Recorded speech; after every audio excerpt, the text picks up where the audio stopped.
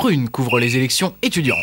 Les mardis 6 et mercredi 7 mars prochains, les étudiants votent sur les campus de Nantes, La Roche-sur-Yon et Saint-Nazaire pour leurs représentants siégeant dans les 4 conseils centraux de l'université. Retrouvez les interviews des têtes de liste étudiantes dans les matinales Demain c'est loin, les mardis 28 et mercredi 29 février et jeudi 1er mars.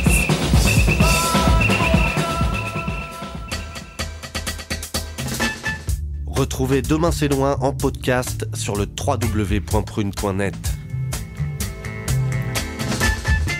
Vous êtes sur Prune dans votre matinale Demain c'est loin. Ce matin et depuis mardi, le programme se voit chamboulé par l'actualité. Les 6 et 7 mars prochains, les étudiants votent pour élire leurs représentants aux 4 conseils de l'université. L'un de ces représentants, c'est Thomas Caillot de la liste BAC. On l'accueille tout de suite. Bonjour Thomas. Bonjour. Alors Thomas, tu es en 3e année droit éco-gestion à l'université de Nantes. Tu es également tête de liste CEVU, le conseil des études et de la vie universitaire, dans la composante discipline juridique, économique et de gestion. C'est bien ça ? C'est ça, 3e année de droit en fait. De droit, ok. Voilà. Première question Thomas, est-ce que tu peux nous expliquer ton parcours politique ? Pourquoi tu as choisi de te présenter au nom de la liste BAC ? Alors même si j'ai un peu de problème avec l'idée d'un parcours politique, en tout cas je suis élu en UFR, c'est-à-dire que je suis élu en conseil de gestion de la fac de droit pour l'association Juris Nantes, donc la Corpo, et ça constitue le seul mandat que j'ai à l'heure actuelle et voilà. J'aimerais maintenant qu'on aborde la liste BAC plus particulièrement. Thomas, tu peux nous expliquer ce que signifie cet acronyme BAC, ce qu'il englobe et quelle est l'histoire et le fonctionnement de ce regroupement ? Est-ce qu'il a une implantation locale ? On peut vous retrouver sur tous les campus de France ? Alors, la liste BAC, ce sont un regroupement de BDE, d'Asso et de Corpo Nantaise, qui regroupe en fait donc le BDE de Polytech, donc l'école d'ingé interne à l'université de Nantes, le BDE de l'IAE, donc nos voisins de gestion, et puis la Corpo Droit, ainsi qu'une association ELSA, qui est l'association européenne des étudiants en droit. Quelle est la particularité de la liste BAC ? C'est que c'est la seule liste véritablement locale qui n'a eu une implantation que à Nantes. Et c'est vraiment le modèle qu'on défend. C'est-à-dire qu'on veut défendre une alternative à la représentation syndicale, une alternative à la représentation par le rapport de force qui est celle que défendent les syndicats. Et donc véritablement, voilà, on est une liste associative et on s'en revendique. La liste que tu défends se proclame aussi indépendante de toute influence politique, idéologique ou syndicale. Alors pourquoi ce choix ? Écoutez, on a une particularité en tant qu'associatif, c'est qu'on est proche des étudiants au quotidien. C'est-à-dire qu'on ne fait pas que de la représentation. Certes, on est présent dans les conseils, mais on ne fait pas que ça.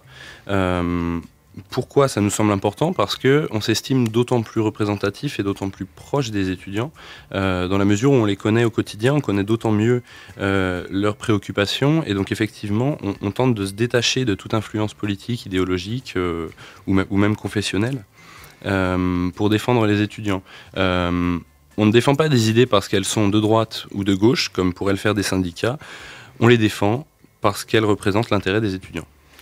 Je rappelle rapidement le principe de ces élections. Les représentants de chaque syndicat se présentent sur les listes pour 4 conseils. Le conseil d'administration, le conseil scientifique, le conseil des études et de la vie universitaire et le conseil universitaire des relations internationales. Alors en ce qui concerne la liste BAC, vous vous présentez à tous les conseils et ce dans différentes circonscriptions, c'est-à-dire dans les disciplines juridiques, économiques et de gestion, ainsi que dans les sciences, techniques, STAPS et technologies, c'est bien ça ? Voilà. Contrairement à un certain nombre de syndicats, on mettait un point d'honneur à être présent dans l'ensemble des conseils. C'est vrai que certains conseils estiment que le conseil universitaire des relations internationales, c'est un peu moins important.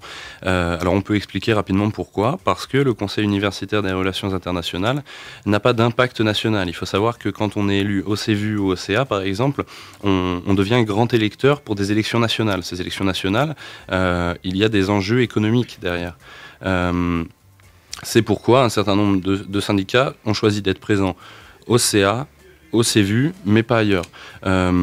Étant purement nantais et purement locaux, on estime que l'ensemble des conseils sont importants et qu'on doit être présent dans l'ensemble des conseils. C'est pourquoi on s'est présenté effectivement, comme tu l'as très bien dit, au CA, au CEVU, mais aussi au Curie et au CS. Abordons maintenant le programme que vous proposez aux étudiants. Alors d'abord rapidement, vous affirmez vos valeurs qui sont les suivantes. L'indépendance politique, on l'a déjà dit. Le pragmatisme et la proximité. Alors pourquoi choisir ces valeurs en particulier ? Mais je pense qu'il faut sortir du modèle traditionnel de représentation tel qu'on l'entend, qui est le modèle syndical. Et il faut proposer aux étudiants une représentation à la fois ambitieuse mais aussi pragmatique. Je crois qu'il faut arrêter de mentir aux étudiants. Quand je lis les tracts du CEN, de l'UNEF ou du MET, c'est pas sérieux. Je lisais le tract de l'UNEF hier. Déjà, c'est un tract qui est fait à Paris, qui n'a rien de nantais. Ça me gêne un peu quand je lis ce genre de choses. Le CEN, même chose, hein, on propose une année portail entre diverses filières. Je crois qu'il faut être sérieux, il faut proposer des choses qui peuvent se faire. Pour la liste bac, on défend 3 axes plus particulièrement. J'allais y venir justement. Bon, très bien. Donc la liste bac, comme tu le dis, met en avant 3 axes forts. Le premier consiste à maintenir le modèle universitaire d'accès de tous au savoir. Alors vas-y, explique-nous Thomas. Bon, je crois que la défense du modèle universitaire, ça passe par la défense d'une mesure très claire et une position très claire sur l'augmentation des frais d'inscription.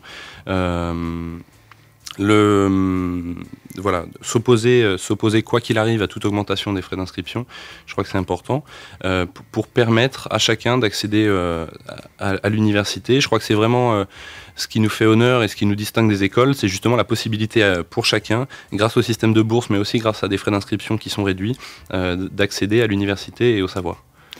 Thomas, le deuxième axe fort de la liste bac, c'est de défendre les étudiants dans un contexte de crise budgétaire. Alors comment vous comptez vous y prendre ? Écoutez, on a vu l'an dernier, on a beaucoup entendu parler de notre université dans la presse, spécialisée mais aussi généraliste, parce qu'on faisait face à un déficit important. L'université a bouclé un budget qui était déficitaire de plusieurs millions d'euros.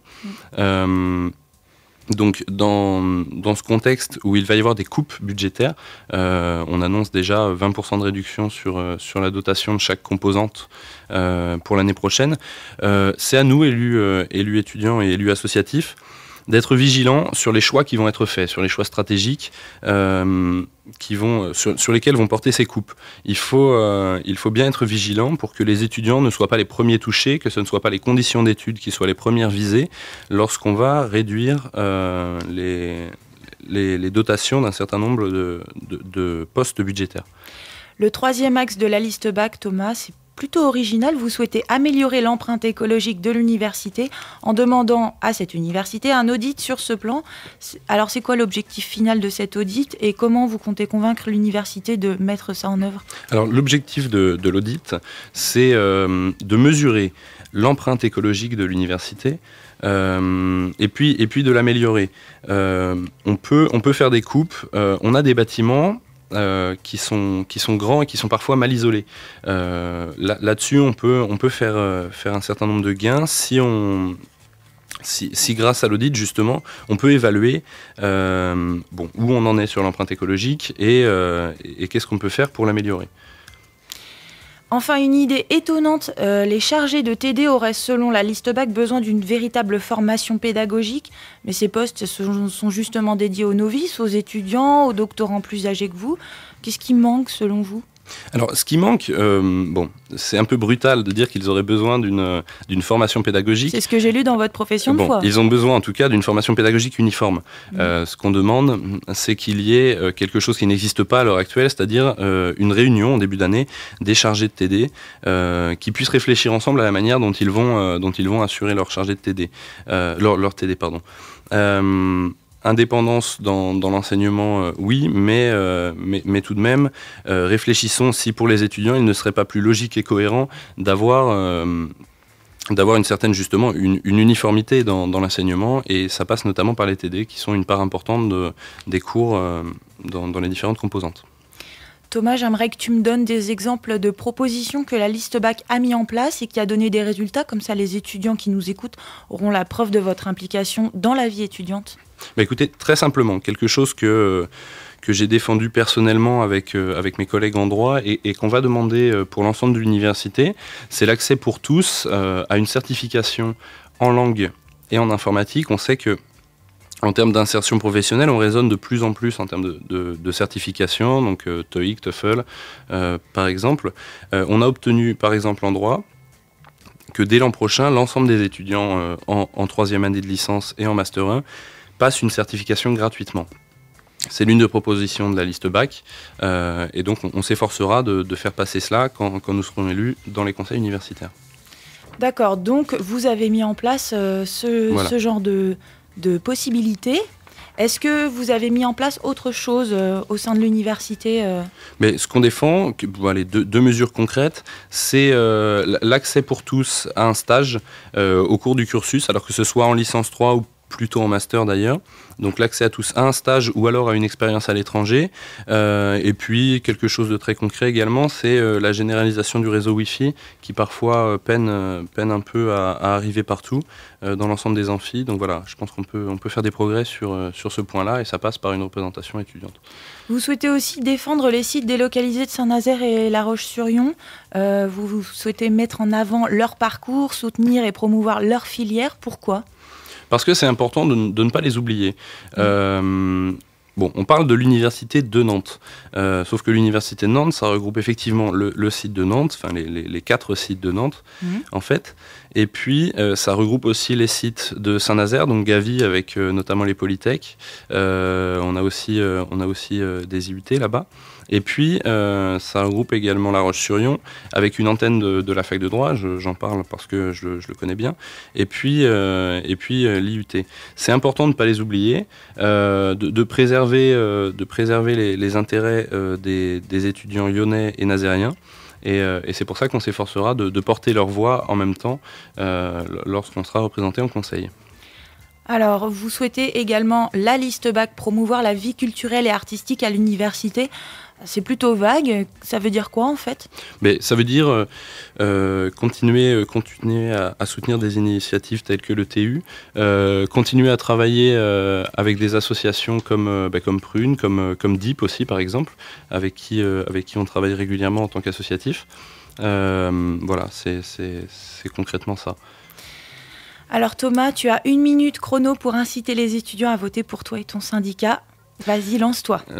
La liste bac, BDE, ASSO et Corpo, pour une représentation ambitieuse mais pragmatique, qui parle vrai aux étudiants et qui représente véritablement les étudiants, pour sortir du schéma syndical aussi, une représentation associative. Voilà, les associatifs proches de vous au quotidien. J'aimerais quand même, Thomas, qu'on revienne rapidement sur le fait que vous dites à la liste bac que vous êtes très proche des étudiants, plus proche peut-être que certains autres syndicats, mais pourquoi finalement ? Est-ce que vous êtes tous à l'université, vous voyez tous les étudiants tous les jours ? Non, en fait c'est ça le problème, c'est qu'on ne voit pas tous les étudiants tous les jours. En tant qu'associatif, la représentation est l'un des 3 piliers de notre action. Certes, on a cette action de représentation, mais on a aussi 2 autres piliers, qui sont celui de la cohésion, donc de favoriser la cohésion, et puis celui d'aider les étudiants dans leurs études. Alors, pour prendre quelques exemples, ça passe par la publication d'annales, la publication d'un journal, la publication de divers guides pour aider les étudiants dans leur insertion à l'université. Mais aussi par des moments de cohésion, comme des soirées ou des petits déjeuners qu'on peut offrir. Voilà. Ça nous permet d'être beaucoup plus proches des étudiants dans la mesure où on les voit au quotidien. C'est-à-dire qu'on n'est pas là que pendant 2 semaines, pendant les élections.